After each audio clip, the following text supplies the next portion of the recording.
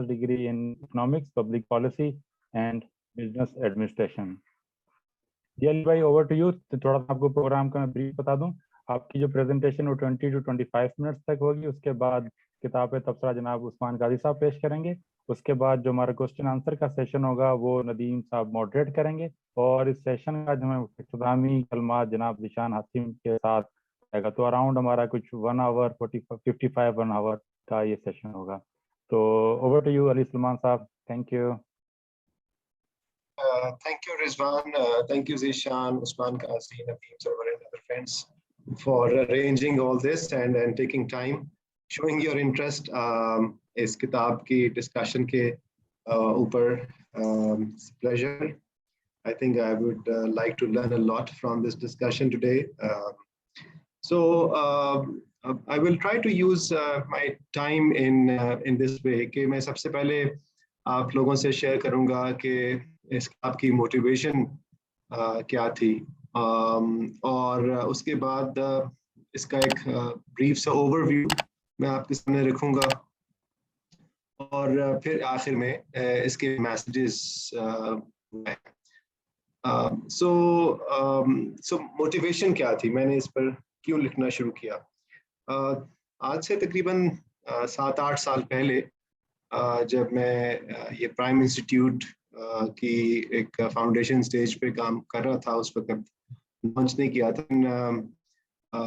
Being students of economics हम ये अक्सर डिस्कशन हमारी होती थी कि प्रेवलेंट हमारी पॉलिसीज हैं या इकोनॉमिक प्रॉब्लम्स हैं, जैसे कि प्राइस कंट्रोल है, टैक्सेशन हो सकती है और चीज़ें हो सकती हैं। तो उसके अंदर कोई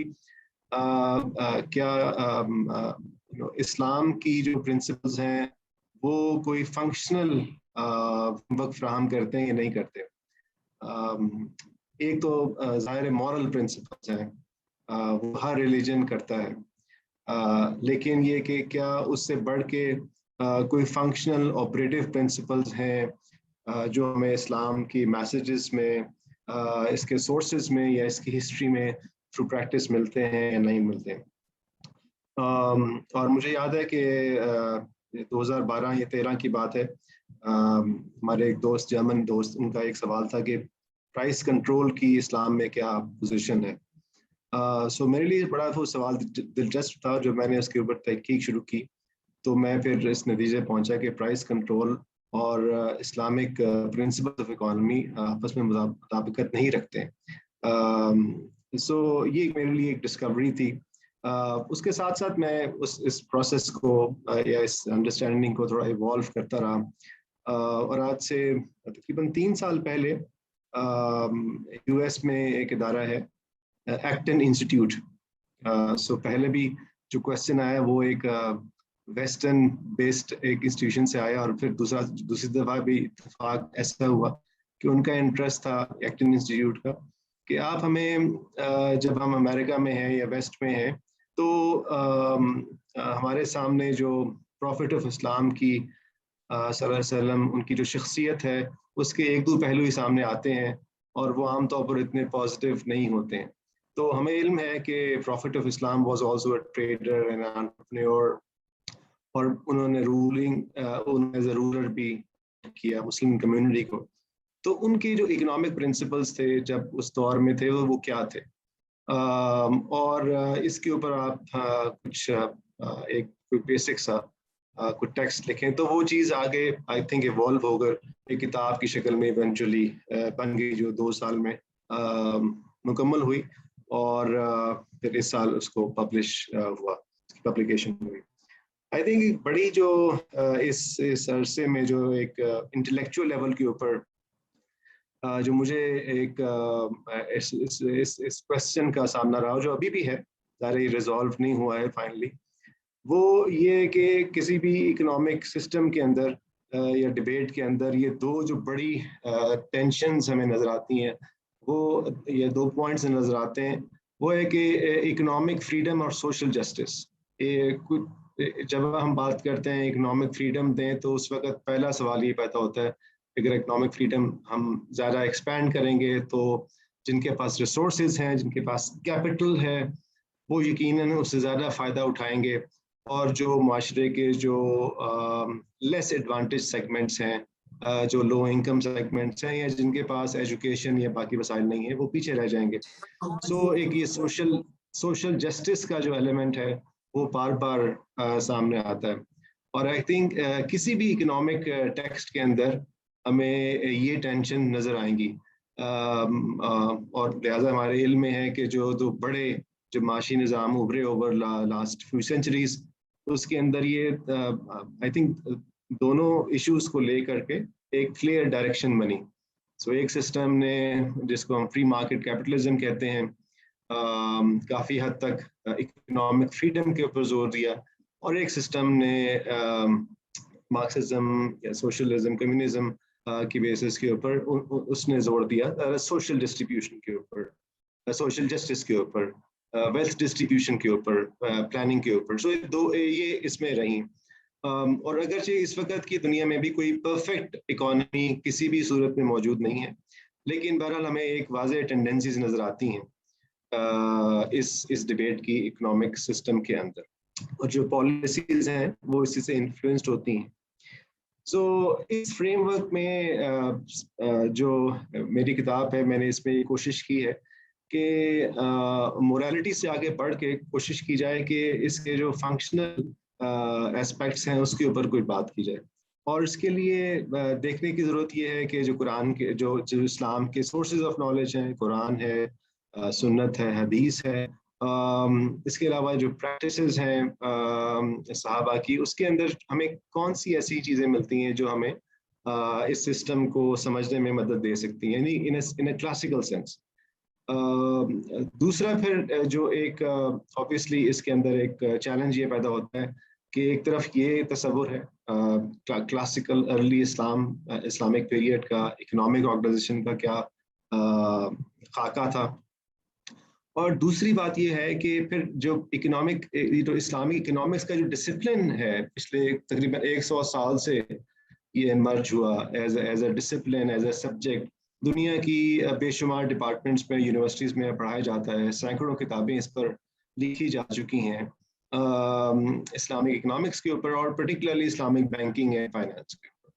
تو یہ ڈائریکشن کہاں جا رہی ہے, اور میرا جو ایک کنکلوژن یہ ہے کہ ایکچولی میں ان دونوں انٹلیکچوئل جرنیز جو ہم ایک کلاسیکل پیریڈ سے جو چیزیں ڈرائیو کرتے ہیں اور جو modern Islamic economics as a subject استعمال کرتے ہیں, اس کے درمیان اصل میں کانٹرڈکشنز ہیں. اور وہ کانٹرڈکشنز کیوں پیدا ہوئی ہیں اس کے اوپر میں نے بات کی ہے ایک اسی کتاب کے اندر ایک مضمون میں, اس پہ ہم بعد میں بات کر سکتے ہیں, لیکن بہرحال وہ کانٹرڈکشنز ہیں موجود. سو میری کوشش یہ تھی as a student of economics کہ میں اپنی سمجھ کے مطابق, یہ ظاہر ہے اس میں انٹرپریٹیشن ہوتی ہے, اس کے اندر آپ یہ نہیں میں کلیم کر سکتا کہ اس کے اندر آپ 100% معروضیت کے ساتھ, آبجیکٹیوٹی کے ساتھ کوئی کام کر سکتے ہیں. آپ اسٹوڈنٹ آف ہسٹری ہم اپنے ورلڈ ویو کے ساتھ چلتے ہیں ممکنہ حد تک فیکٹس کو دیکھ کر. سو اس کے نتیجے میں میں نے اپنا یہ ایک تھیسس ڈیولپ کیا. اب وہ کیا ہے, اس کتاب میں نے بیسکلی 2 سیکشنز مرتب کیے ہیں. پہلا جو سیکشن ہے وہ پرنسپلز آف اکنامکس کے بارے میں ہے, پرنسپلز آف اکنامک آرگنائزیشن کے بارے میں ہے, معاشی تنظیم کسی بھی معاشرے کی کیسے ہو سکتی ہے. اور جو دوسرا سیکشن ہے وہ آپریشنل پرنسپلز یا انسٹیٹیوشنز کے بارے میں, کہ وہ کون سے انسٹیٹیوشنز ہوں گے اور کون سے پرنسپلز ہوں گے جو اس اکنامک آرگنائزیشن کے تحت ایوالو ہوئے. سو میں زیادہ تر یہ سیکنڈ سیگمنٹ کی بات کروں گا تاکہ ہم تھوڑا پالیسی ایشوز کے اوپر بھی بات کر سکیں, لیکن جو ہمارا پہلا سیکشن ہے اس کے اندر میں نے جو دیکھا کہ پراپرٹی رائٹس کا ایک بڑا بنیادی تصور ہے, اس کو اجاگر کرنے کی بہت ضرورت ہے. سو پراپرٹی رائٹس چونکہ یہ بھی ایک بڑا امپورٹنٹ ٹینشن پوائنٹس ہیں between across the economic system. So free market capitalism جو ہے وہ بہت زیادہ پرائیویٹ پراپرٹی رائٹس کے اوپر بیسڈ ہے, اور اس کا جو پورا ایک عروج ہے وہ اس پریمس کے اوپر ہے کہ ہمیں پرائیویٹ پراپرٹی رائٹس کی پروٹیکشن کرنی ہوگی, اور اس کے اوپر آگے چل کے کافی ڈبیٹ ہوئی ہے. جبکہ جو سینٹرل سسٹم ہے اس کے اندر پرائیویٹ پراپرٹی رائٹس کی اتنی मरकजियत मौजूद नहीं, बल्कि वो जो सेंट्रल सिस्टम है वो ओन करते हैं। तो मुझे जो समझ में आया वो ये आया कि property rights, private property rights काफ़ी हद तक प्रोटेक्टेड हैं इस्लामिक सिस्टम के अंदर, लेकिन बहरहाल एक बड़ा स्ट्रॉन्ग एक्सेप्शंस मौजूद हैं जो हमें नज़र आते हैं, जहाँ पर पब्लिक प्रॉपर्टी या प्रॉपर्टी ऑफ कम्युनिटी की ज़्यादा अहमियत हो जाती है। जो चीज़ें हम खुद अपनी ह्यूमन एफर्ट से बनाते हैं, हमारे घर हैं, हमारी फैक्ट्रीज हैं, हमारी प्रोड्यूस है, हमारी लेबर है, ये इसको काफ़ी हद तक प्रोटेक्शन हासिल है, प्राइवेट प्रॉपर्टी की प्रोटेक्शन हासिल है इस्लामिक प्रिंसिपल्स के तहत। और इसकी एक जो एक्सट्रीम फॉर्म है वो वक्फ का इंस्टीट्यूशन है कि जिसमें कोई इंसान अपनी प्रॉपर्टी को किसी ख़ास मकसद के लिए वक्फ कर सकता है और वो फिर उससे कोई भी हुकूमत उससे वो प्रॉपर्टी इवन उसकी डेथ के बाद भी नहीं ले सकती। ये उसकी एक्सट्रीम फॉर्म है, ये प्राइवेट प्रॉपर्टी की एक एप्लीकेशन है। लेकिन दूसरी तरफ हमें ये भी नज़र आता है कि जहाँ पर नेचुरल रिसोर्सेज हैं, जैसे एक हदीस है कि वाटर, ग्रास और फायर पब्लिक प्रॉपर्टी, कम्युनिटी की प्रॉपर्टी रहेंगे और ये प्राइवेटाइज नहीं हो सकते हैं। ज़ाहिर है कि प्राइवेटाइज नहीं हो सकते, ये मेरा अपना इजाफा है, लेकिन जो हदीस के अल्फाज हैं कि वो ये हैं कि ये कम्युनिटी की प्रॉपर्टी है। बल्कि ये भी हमें होता है कि जब हजूर सल्लल्लाहु अलैहि वसल्लम अपने दौर में मुख्तलिफ जब ये मुस्लिम कम्युनिटी फैल रही थी तो लैंड को लीज करते थे, लैंड को अलॉट करते थे। तो एक दफ़ा ऐसा हुआ कि जब उन्होंने लैंड अलॉट की तो उस अलॉटमेंट के बाद ये डिस्कवरी हुई कि उस लैंड के नीचे सॉल्ट माइन है। सो वो लैंड तो प्राइवेट प्रॉपर्टी बन गई थी, मगर जब पता चला कि वो लैंड के नीचे एक सॉल्ट माइन है तो वो लैंड की जो अलॉटमेंट है वो हजूर ने कैंसिल की और वो वापस से कम्युनिटी के पास या स्टेट के पास वापस आई। सो ये एक उसमें हमें डिस्टिंक्शन नजर आती है प्राइवेट प्रॉपर्टी और पब्लिक प्रॉपर्टी के दरमियान। फिर हमें वेल्थ क्रिएशन के ऊपर डिस्कशन थोड़ी सी इसके अंदर मौजूद है कि वेल्थ क्रिएशन कैसे हो सकती है, उसके ऊपर हम बाद में आएंगे, उसके प्रिंसिपल्स क्या हैं, उसके जो इंस्टीट्यूशंस हैं वो कौन से हैं। और फिर वेल्थ डिस्ट्रीब्यूशन के ऊपर, वेल्थ सर्कुलेशन के ऊपर बहुत एम्फेसिस है वो उसके अंदर, बल्कि अगेन जो प्राइवेट प्रॉपर्टी के अगर आप कन्वेंशनल सेंस लें उसमें तो जो भी हम कमाते हैं वो हम उस पर हमारा हक है, ठीक है कि टैक्स हम देते हैं, उस पर हम एक ख़ास तरीके से हुकूमत को अपना एक शेयर देते हैं। मगर अगर आप इस्लामिक प्रिंसिपल दें तो वो ज़रा डिफरेंट है और वो ये कहते हैं कि जो तुम्हारा माल है, जो तुमने अर्न किया है, उस पर तुम्हारा राइट है, मगर तुम्हारे अलावा कुछ और लोगों का राइट भी है जो क्लेम नहीं करते हैं। सो ये एक डिस्टिंक्शन है हमें नजर आती है प्रॉपर्टी की डिस्ट्रीब्यूशन के अंदर, जो वेल्थ सर्कुलेशन की एक वजह, एक इंस्ट्रूमेंट बनता है। अदरवाइज हमें कोई वेल्थ एक्यूमुलेशन के ऊपर कोई लिमिट्स नजर नहीं आती हैं। कितना प्रॉफिट्स अर्न कर सकते हैं उसके ऊपर कोई लिमिट नहीं है। प्राइसेस के ऊपर हम बाद में आएंगे, लेकिन ये इनकरेजमेंट है, मेरा ख्याल है वेल्थ क्रिएशन के लिए इनकरेजमेंट है। ये वो डिबेट है, स्पेशली जो वेल्थ क्रिएशन की जो डिबेट है, वो मेरी नज़र में जो जो मॉडर्न सब्जेक्ट है इस्लामिक इकोनॉमिक्स का, उसने काफ़ी हद तक नज़रअंदाज की है। जो मॉडर्न सब्जेक्ट इस्लामिक इकोनॉमिक्स का वो हमें ये नहीं बताता कि वेल्थ कैसे क्रिएट होती है, वो ये बताता है कि वेल्थ डिस्ट्रीब्यूट कैसे होती है। लेकिन ज़ाहिर है कि सबसे पहले आपको क्रिएट करना पड़ेगा वो कौन सी इंस्टीट्यूशंस हैं, वो कौन सी कंडीशंस हैं वेल्थ क्रिएशन के, जिसके ऊपर बेस करके हम किसी भी सोसाइटी में प्रॉस्पेरिटी ला सकते हैं। सो ये प्रिंसिपल्स की कुछ डिस्कशन है और प्रिंसिपल्स के बाद फिर मैं इस पे बात करता हूँ कि इससे डिराइव करके हम वो कौन से ऑपरेशनल टेनेट्स हैं, इंस्टीट्यूशंस हैं जिनको हम इवॉल्व कर सकते हैं। इसमें जो सबसे जो फंडामेंटल हमें चीज़ नजर आती है वो है इंस्टीट्यूशन ऑफ प्राइस फ्रीडम। और इसकी कई मिसालें मौजूद हैं सीरत नबी में, और उसके अंदर हमें ऐसी मिसालें मिलती हैं जब मदीना में कहत आया, यानी नॉर्मली नहीं बल्कि कहत के दौरान जो प्राइसेस ज़्यादा हो गई क्योंकि सप्लाई कम हो गई थी क्वालिटीज़ की, खाने पीने की अशिया की, تو حضور صلی اللہ علیہ وسلم کے پاس صحابہ شکایت لے کر جاتے تھے اور ان سے انہوں نے کہا کہ آپ پرائسز فکس کر دیں، سارے چیزیں زیادہ افورڈیبل.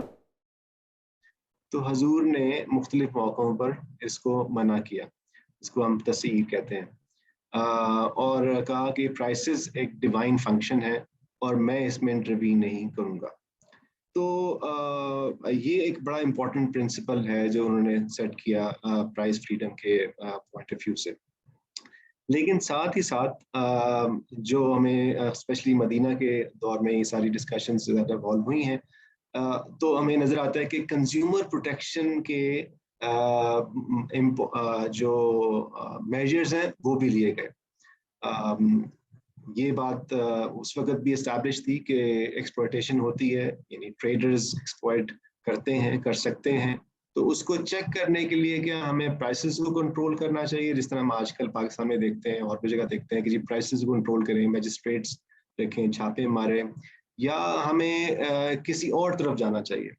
تو ہمیں کلیئرلی نظر آتا ہے کہ ایک انسٹیٹیوشن بنا، اس مارکیٹ اس کا آپ سمجھ لیں گے مارکیٹ انسپیکٹر کا انسٹیٹیوشن تھا، جو کہ حسبہ اس کا نام تھا، اور اس کے TORs متعین کیے گئے. میں نے اپنی کتاب میں ان ٹرمز آف ریفرنس کا ذکر کیا ہے، اور اس میں ہمیں نظر آتا ہے کہ جیسے کوالٹی کو میجر کرنا، کانٹریکٹس کو انفورس کرنا، اور ایسی بہت ساری امپورٹنٹ چیزیں جس سے آپ کی ایتھیکل پریکٹسز، ٹرانسپیرنسی، کنزیومر کی پروٹیکشن نظر آتی ہے، اور ایک فیئر بزنس پریکٹس. اگر آپ ماڈرن کمپٹیشن لا دیکھیں تو اس میں ایک تصور ہے فیئر کمرشل پریکٹسز کا. تو وہ فیئرنیس کیا چیز ہے؟ تو وہ فیئرنیس کی انڈیکیٹرز ہمیں کلیئرلی آؤٹ لائن اس کی ملتی ہے. مگر دلچسپ بات یہ ہے کہ اس انسپیکٹر کے پاس پرائس کنٹرول کی کوئی اتھارٹی نہیں تھی. تو پرائس کنٹرول کے علاوہ ہر چیز اس کو دی گئی. اس کے علاوہ بڑی امپورٹنٹ جو ایک ریگولیٹڈ ٹریڈ پریکٹس تھی، کمرشل پریکٹس تھی اس زمانے میں، وہ یہ تھی کہ جب ٹریڈ کارواں مدینہ سے باہر پہنچتے تھے تو لوگ شہر سے کچھ لوگ باہر ان کو انٹرسیپٹ کرتے تھے، اور اس سے پہلے کہ وہ مدینہ میں پہنچے جہاں پر پہلے سے کچھ مارکیٹس موجود تھیں، وہ سودے ان سے کرتے تھے. تو حضور نے اس پریکٹس کو ایبولش کر دیا اور یہ کہا کہ یہ مدینہ کے جو شہری لوگ ہیں ان کے ساتھ بھی زیادتی ہے کہ ان کو علم نہیں ہوگا کہ باہر سے کیا چیزیں آ رہی ہیں، اس کی پرائسز کیا ہیں. اور جو ٹریڈرز ہیں جو بہت رسک لے کر آئے ہیں، سفر کر کے آئے ہیں، ان کے ساتھ بھی زیادتی ہے، ان کو علم نہیں ہوگا کہ ڈیمانڈ کیا ہے. تو میں نے اس کو اس طرح انٹرپریٹ کیا کہ یہ انفارمیشن اسیمیٹری ہے جو آج بھی موجود ہے کسی نہ کسی شکل کے اندر، لیکن ایک رول کے ذریعے حضور نے انفارمیشن اسیمیٹری کو ختم کیا، اور یہ رول پاس کیا کہ اب سے جو بھی تجارت ہوگی وہ ایک خاص جغرافیکل باؤنڈری میں ہوگی جو مدینہ مارکیٹ انہوں نے اسٹیبلش کی. حضور صلی اللہ علیہ وسلم نے مسجد نبی کی بنیاد رکھنے کے بعد جو سب سے جو دوسرا ادارہ بنایا وہ مارکیٹ تھی.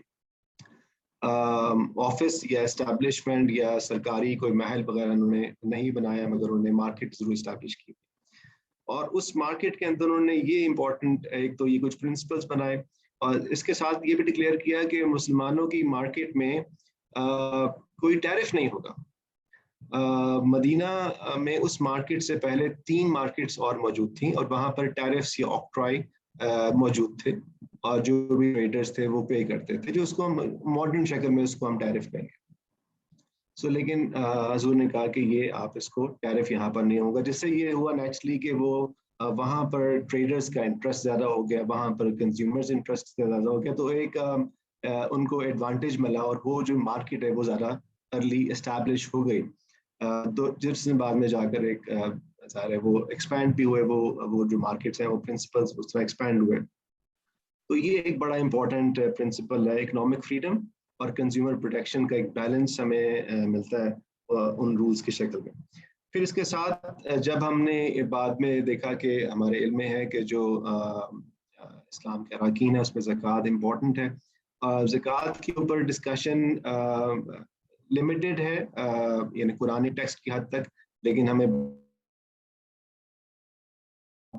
کس طرح امپوز ہوگی زکوٰۃ کی، اوبلیگیشن کیا ہے، ज़कात को बाज़ लोग इबादत समझते हैं, बाज़ लोग मामलात समझते हैं। मेरा जो व्यू है वो मामलात वाला है। सो ये टैक्स की शक्ल है।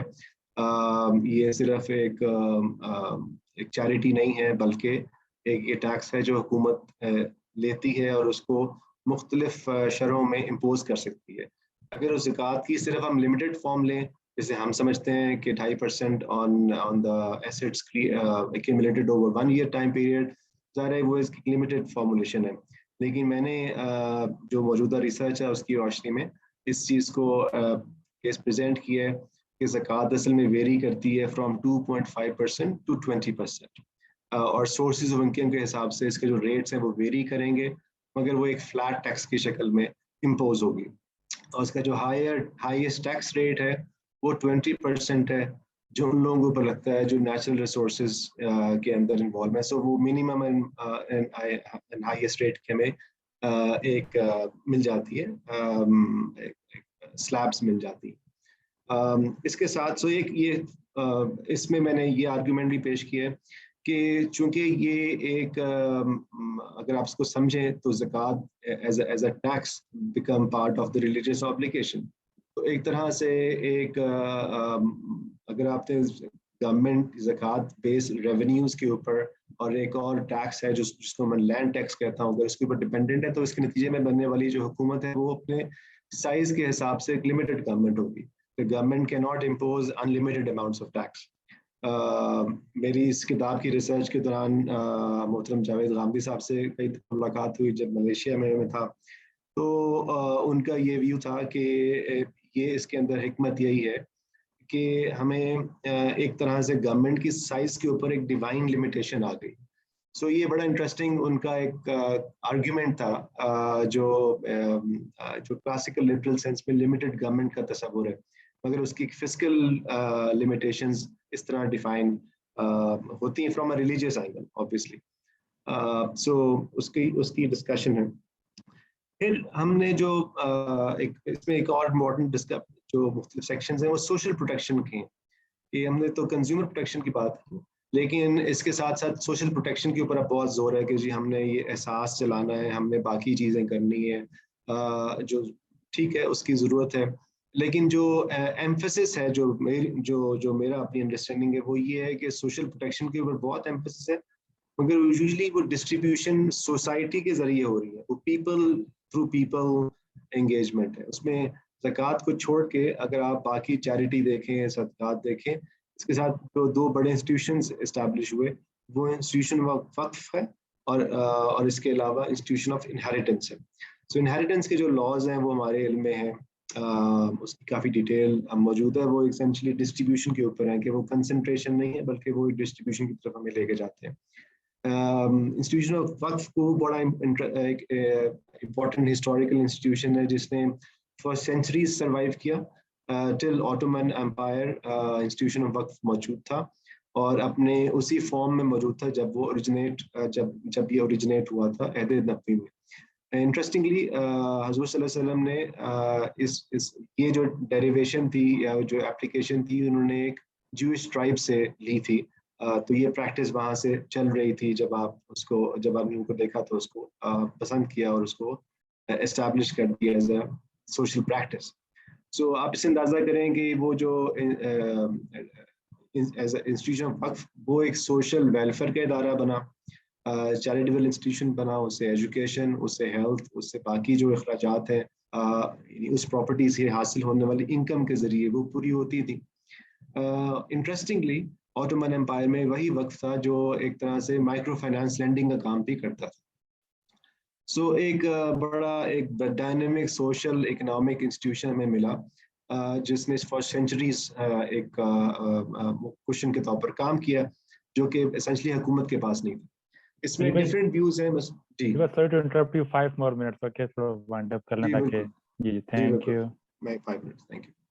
तो इसके अंदर हमें डिफरेंट व्यूज मिलते हैं। तैमूर कुरान का व्यू इससे डिफरेंट है। वो समझते हैं कि जो इंस्टीट्यूशनल वक्फ है वो मुसलमानों की इकोनॉमिक डेवलपमेंट के अंदर इवेंचुअली रुकावट बन गया।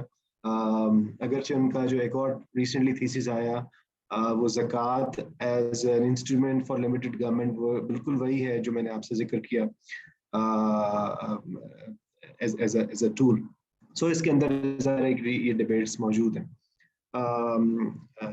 اور لاسٹلی میں بات کروں گا institution of banking and finance کی. وہ میں نے آخر میں رکھا ہے کیونکہ میرے خیال میں کہ ہماری جو ڈسپلن ہے اسلامک اکنامکس کا وہ بہت نیرولی فوکس ہو گیا ہے اس کے اوپر. تو میں نے زیادہ تر پرنسپلس کی بات کی اور اس کے اندر جو میں نے مختلف جو اس میں بحثیں ہوئی ہیں ان کا ریفرنس دیا ہے. اس کے اوپر جو میرا ویو ہے وہ یہ بنا ہے کہ دیکھیں یہ جو اسینشلی جو ربا ہے وہ ایک ایکسپلوئٹیشن پر مبنی ایک انسٹیٹیوشن تھا, سوشل انسٹیٹیوشن یا سوشل پریکٹس تھی.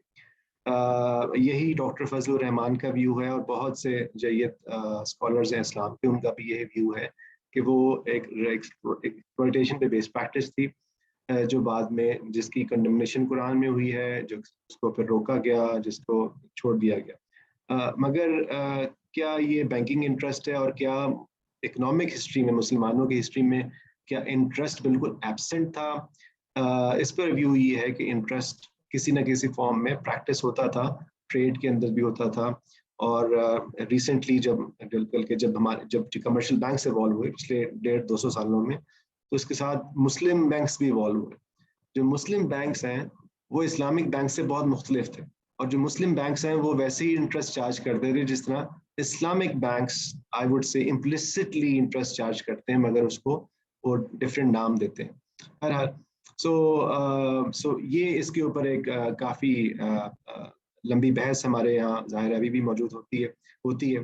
اس کے اوپر میں نے اس طرف یہ ویو لیا ہے. اور ہم آلریڈی اب اسلامک فائنانس میں دیکھیں تو لیزنگ اور ٹریڈ فائنانس اور اس طرح کی بہت ساری چیزیں یہ تو آلریڈی ہم اس کو ایکسیپٹ کر چکے ہیں.